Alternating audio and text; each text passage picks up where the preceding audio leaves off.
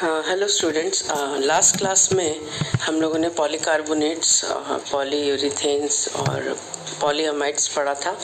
Next आज हम लोग प्लास्टिक लैमिनेट्स और सिलिकॉन्स पढ़ेंगे।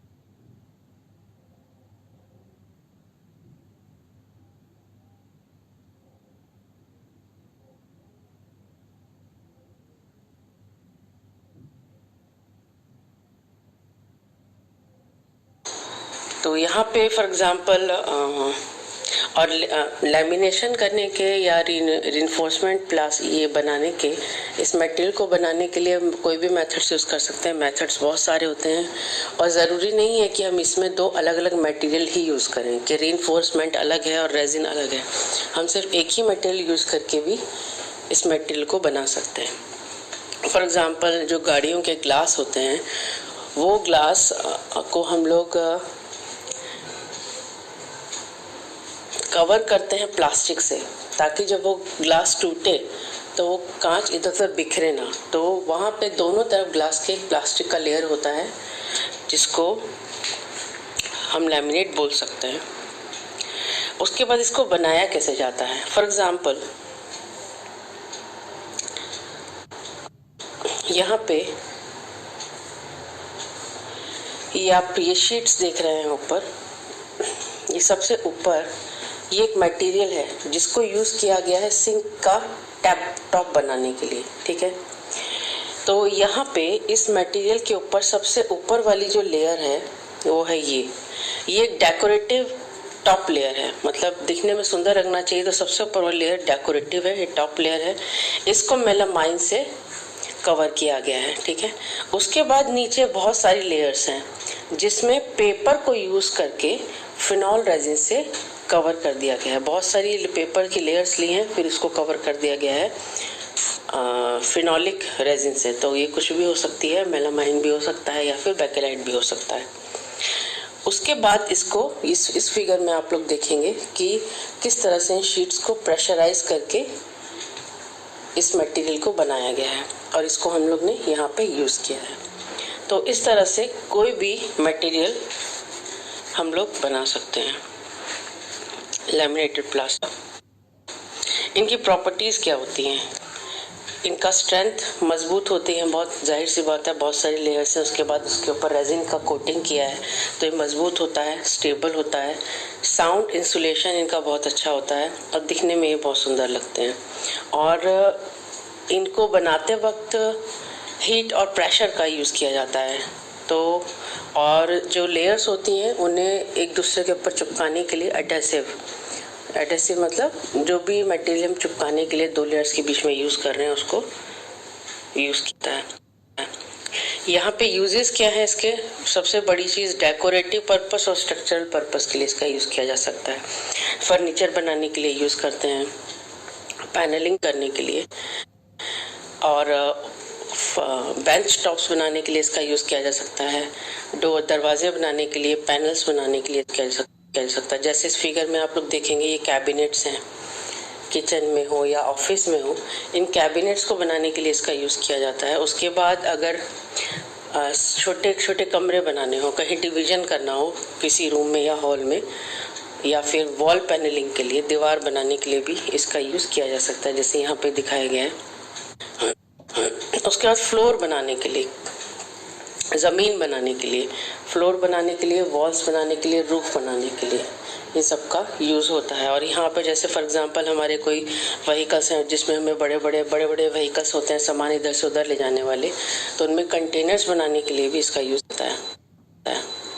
यहाँ पे भी आप देख रहे हैं दरवाजे बनाए हैं, टेबल का टॉप बनाया है, और ये जो भी अरेंजमेंट इन फोटोज़ में आपको दिख रहा है, इनको बनाने के लिए पार्टीशंस, रूम के पार्टीशंस बनाने के लिए, या कहीं पे भी बड़े हॉल को डिवाइड करने के लिए छोटे छोटे रूम्स में इसका जा सकता है। उसके बाद हम नेक्स्ट पढ़ेंगे सिलिकॉन्स।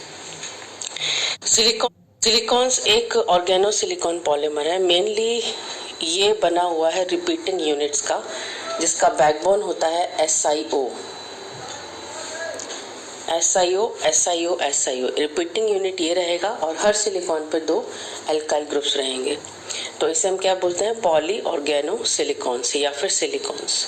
ऑर्गेनो वर्ड इसलिए यूज कर रहे हैं क्योंकि सिलिकॉन तो एक इनऑर्गेनिक एलिमेंट है, क्योंकि हर सिलिकॉन पे 2 एल्काइल ग्रुप्स रहते हैं, तो इसको हम इसलिए ऑर्गेनो सिलिकॉन पॉलीमर बोलते हैं।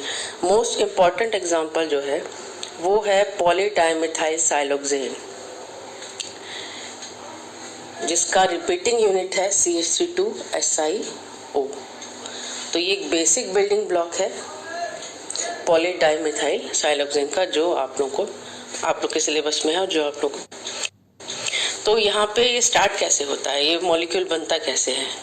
सिलिकॉन हो गया, ये सिलिका हो गया SiO4 और साइलेंस क्या हो गया, जब आप सिलिकॉन्स पे कोई भी हेलोजन लगा देते हैं, सिलिकॉन की वैलेंसी होती है 4, तो 4 बॉन्ड बना सकता है, तो हेलोजेंस आप लगा देते हैं अगर, तो साइलिन हो जाता है।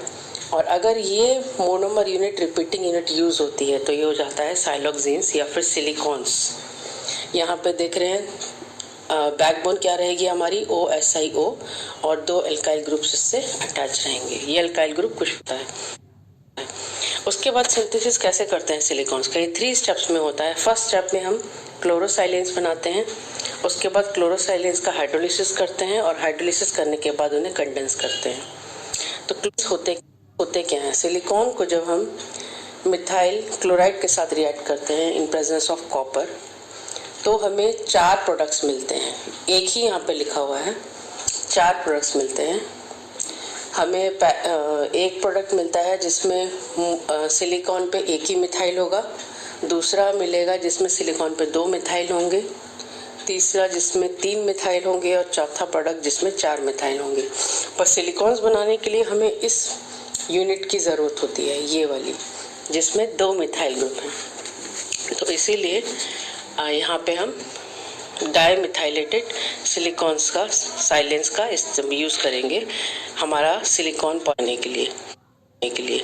तो यहाँ पे आप देख रहे हैं सिलिकॉन पे 2 एल्काइल ग्रुप लगे हुए हैं। जब इसका हाइड्रोलिसिस करते हैं तो क्लोरो का सब्स्टिट्यूशन OH से हो जाता है। इस यूनिट का यूज़ करके यहाँ पे जब वाटर रिमूव होगा 2 यूनिट्स के बीच में, तो बीच में जो लिंकेज बनेगी वो क्या होगी, SiO-Si। तो यहाँ पे वाटर रिमूव हो रहा है, तो ये कंडेंसेशन पॉलीमर है।